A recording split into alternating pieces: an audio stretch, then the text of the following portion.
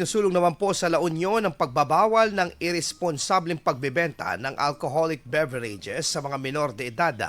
Kasunod umano ito ng nakakabahalang pagtaas ng konsumo ng alak ng kabataan sa komunidad. Sa regular session po ng Sangguniang Panlalawigan, iminungkahi po ng isang mambabatas ang pagpapasa ng ordinansa sa pagbili at pagpapakonsumo ng alak sa mga menor de edad upang maiwasan ang mga ito sa alcoholism.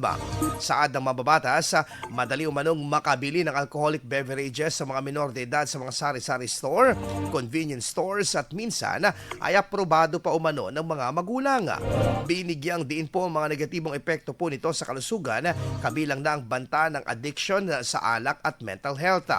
Sa kabila nito, iginit naman po ng opisyal na hindi ito pag-atake sa pangkabuhayan ng mga maliliit na tindahan, ngunit para sa tamang proteksyon sa kinabukasan ng mga kabataan. IFM News. IFM News. IFM.